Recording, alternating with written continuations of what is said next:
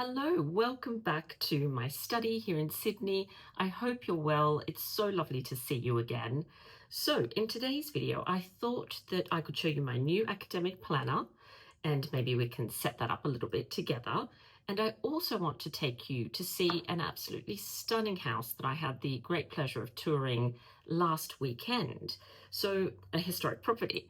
So I went to see my sister who was house sitting a house in a place called Bundanoon, which is in New South Wales, Southern Highlands, beautiful corner of the world. And so I went to stay with her for 2 days. And on the first day, we visited an historic house called Retford Park in a place called Bowral. So this is an absolutely stunning, stunning house. So let me tell you a little bit about the history before I show you some of the video clips that I took.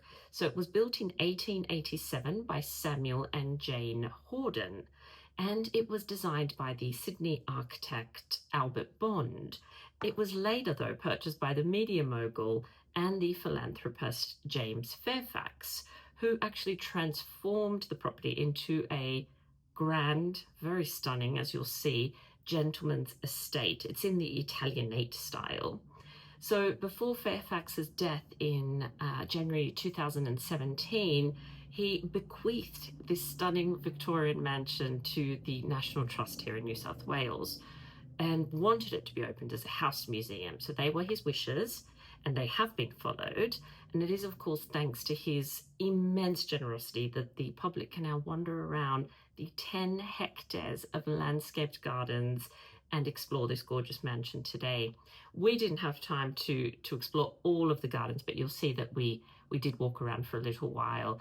Now, the other thing to note is that the house is you can only visit via a tour. So it was very difficult to take any video inside. I couldn't really because there was an entire group. So I only managed to get little snippets of some of the rooms, but you'll see, you'll get a sense of the house anyway from them. And then we had just a short time in the gardens, which is a pity. So we've actually said, I went with my sister and we said, we need to go back just to explore the gardens more because there's literally 10 hectares and we only just, scraped the surface. But I think you'll get an idea of the feeling of the place. We honestly loved every moment of our visit and we were marveling at the fact that James Fairfax, who, as I said, died in 2017, still feels so present. He's literally tangible there at that estate and he loves it. And I think you can sense how much he loved that home. It wasn't anything spooky or scary, just a sort of presence, very nice feeling though, I must say. It has a lovely, lovely atmosphere. So it was very, very enjoyable. So it's Retford Park in Bowral. So let me show you a little bit of the house.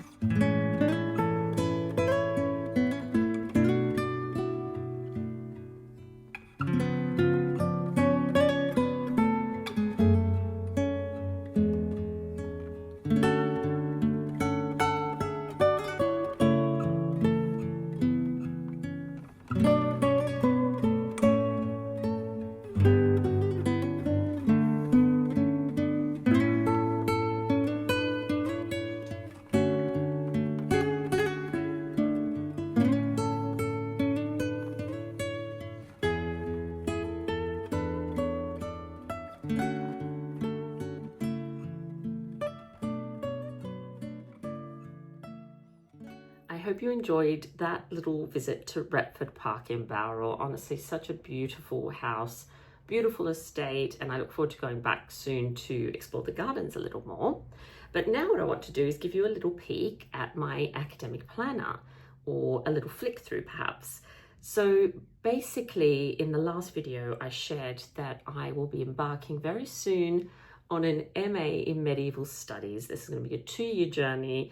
I'm doing it via distance through the University of Wales, Trinity St David. Now, I have already a planner. It's my gorgeous Paper Republic planner, and I've talked about that in another video. So this one has a planner, and it also has several notebooks that I use as my ideas notebook, as my commonplace book, as my travel journal. So I absolutely love it. And I use the planner that's in the Paper Republic to organize all my podcasts. So I organize all my work for Talking Tudors, the digital courses that I offer. I book guests and I record everything now. I've also been recording all my workouts and exercise that I've been doing since joining the gym a couple of weeks ago. So that's fine. That all fits perfectly. And I've got my sort of general history to-do list in that book. However, I realized that there wasn't going to be enough space for everything to have also my academics kind of scheduled and organized and worked out. So I opted for an academic planner. So basically, I'm going to have the Paper Republic and the academic planner. That's going to organize my entire life. So I want to show you the one that I opted for.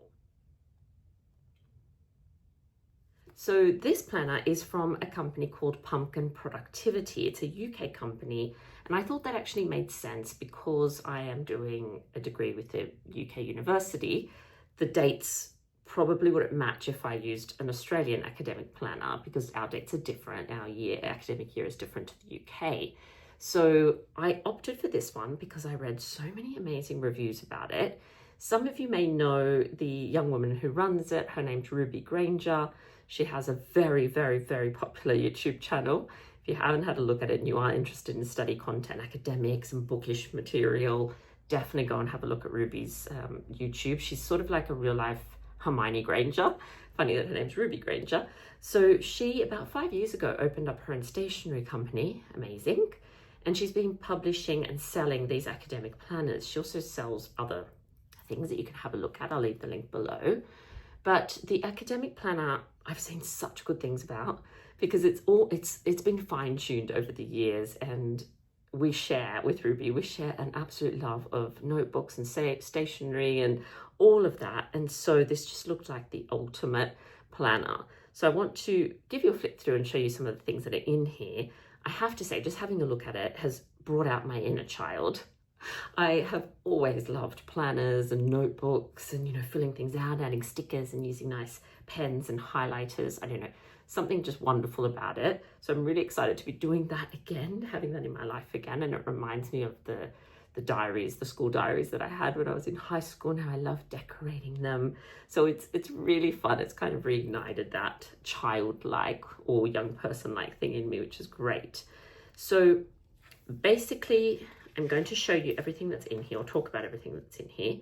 So there's a wonderful spread at the start, which is an about me, and it has a key. And what I love about this journal is there are lots of little prompts.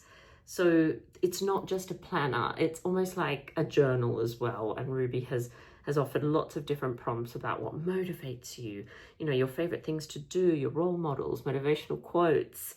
There's a whole, opening section that is really wonderful and fun to fill out. There's a contents page, which is quite amazing, self-explanatory, but you'll get a sense of how much is in this journal through the contents page. There's self-care, a self-care page, your academic goals, morning and night routines. There are monthly goals and things that you want to accomplish. There are clubs and societies. That's obviously not going to apply to me because I'm not studying on campus. But if you're at campus or on campus, then you can certainly make use of that. There are a page for things that you want to learn more about. There's recommendations. Now, I love this. Now, I think the idea for this was for films and books, but I'm also actually using it for when people recommend guests for my podcast. So if someone says, oh, you should interview this person, they're fantastic, then I can put that down there as well. I'm also going to use it, for example, a lovely friend of mine emailed me to tell me about this wonderful jewelry company that does these lovely Anne Boleyn brooches. So I thought, what am I going to do? I like to keep my inbox clean. So I noted it down in my recommendations page. There's a to be read spread. Now, what Ruby suggested here is that this might be, for example, a classic that you've set aside and you want to read each month. Now, this is honestly one of my favorite spreads. Let me show you.